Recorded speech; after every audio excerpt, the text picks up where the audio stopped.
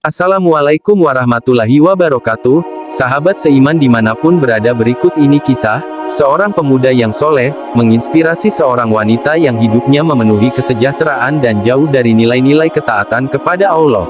Semoga yang sudah nonton dan subscribe video ini diberikan taufik dan hidayah oleh Allah Subhanahu wa Ta'ala, agar selalu tetap berada di jalannya, amin ya rabbal alamin. Dari Ahmad bin Said dari bapaknya, ia berkisah, di Kufah terdapat seorang pemuda yang rajin beribadah. Ia selalu ke masjid, tidak pernah tidak. Ia juga seorang yang tampan dan baik. Lalu ada seorang gadis cantik dan cerdas jatuh hati kepadanya.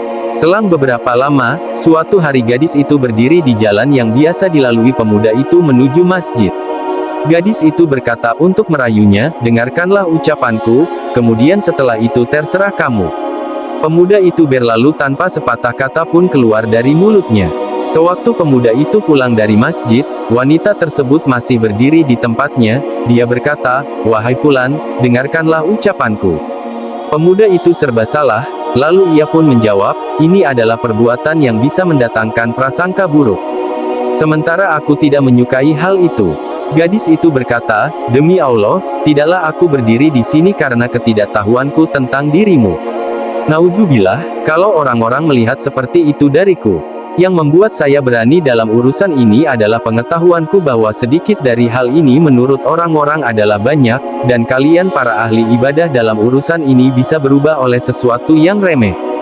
Yang ingin aku katakan padamu adalah anggota tubuhku yang selalu menyapamu.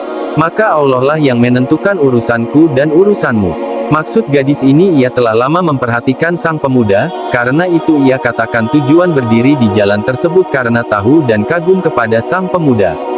Ia berani merayu sang pemuda meskipun orang-orang soleh seperti pemuda ini menganggap dosa-dosa besar yang diremehkan orang, namun tidak jarang mereka juga dikhianati oleh wanita. Gadis itu mengatakan, "Kalian ahli ibadah bisa berubah karena urusan yang remeh." Pemuda itu pulang dan hendak menunaikan sholat sunnah di rumahnya, namun ia tidak bisa melakukannya karena pikirannya terganggu.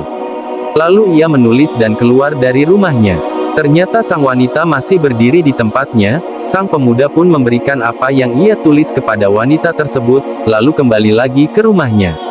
Tulisan itu berisi, "Bismillahirrahmanirrahim, ketahuilah wahai Fulanah, jika ada seorang muslim yang bermaksiat kepadanya, maka dia menutupinya. Jika dia kembali maka Allah tetap menutupinya.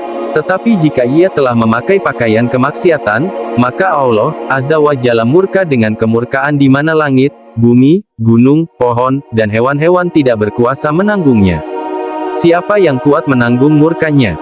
Jika apa yang kamu sebutkan itu suatu kebatilan, maka aku mengingatkanmu akan suatu hari ketika langit seperti luluhan perak dan gunung-gunung seperti kapas. Umat manusia tergeletak di hadapan Allah yang maha besar lagi maha agung. Demi Allah, aku sendiri tidak mampu menyelamatkan diriku sendiri, lalu bagaimana mungkin aku mampu menyelamatkan orang lain saat itu? Jika apa yang kamu sebutkan itu benar ingin mengobati luka, maka akan kutunjukkan kamu kepada dokter yang mampu mengobati luka yang perih dan rasa sakit yang pedih. Dia adalah Allah Rabbul Alamin. Kepadanya lah kamu harus berlari dengan permohonan yang benar. Aku sendiri telah sibuk tak sempat memikirkanmu karena firman Allah. Berilah mereka peringatan dengan hari yang dekat, hari berhenti ketika hati menyesak sampai di kerongkongan dengan menahan kesedihan. Orang-orang zalim tidak menyukai teman setia seorang pun dan tidak pula mempunyai seorang pemberi kabar syafaat yang menerima syafaatnya. Dia mengetahui pandangan mata yang hianat dan apa yang disembunyikan oleh hati. Dan Allah menghukum dengan keadilan. Dan sembahan-sembahan yang sembah mereka selain Allah tiada dapat menghukum dengan sesuatu pun. Sesungguhnya Allah maha mendengar lagi maha melihat. Quran Surah Al-Mu'min ayat 18-20. Adakah tempat berlari dari ayat ini? Beberapa hari kemudian gadis itu kembali berdiri di jalan yang dilewati pemuda itu. Tatkala si pemuda itu melihatnya dari jauh, ia pun hendak kembali supaya tidak melihatnya. Tetapi gadis itu berkata, "Wahai pemuda, jangan kembali. Karena tidak ada pertemuan setelah ini, kecuali di hadapan Allah Azza wa Jalla." Lalu dia menangis dengan keras. Gadis itu berkata, "Aku memohon kepada Allah di mana kunci hatimu berada di tangannya agar memudahkan urusanmu yang sulit." Kemudian gadis itu mengikutinya dan berkata, "Bermurah mirung dengan nasihat yang bisa aku bawa. Berikanlah wasiat kepadaku yang bisa aku kerjakan." Pemuda itu berkata, "Bertakwalah kepada Allah, jagalah dirimu, firman Allah, dan dialah yang menidurkanmu di malam hari dan dia mengetahui apa yang kamu kerjakan pada siang hari." Quran Surah Al-An'am ayat 60.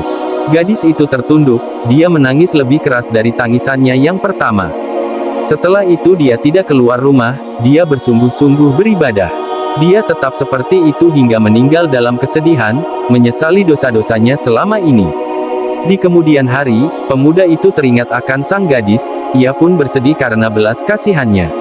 Menurut penilaian kita, wanita itu tidak meraih apa-apa dari orang yang dicintainya, tetapi dia meraih sesuatu yang lebih utama dari dunia dan seisinya, ia menemukan jalan yang baik dan amal yang soleh. Karenanya Allah memberi wanita tersebut taufik untuk bertaubat dan memudahkannya untuk beribadah. Semoga di akhirat dia mencapai apa yang diinginkannya dan bertemu dengan orang yang dicintainya. Kisah ini bersumber dari Ensiklopedia Kisah Generasi Salaf, wallahu a'lam.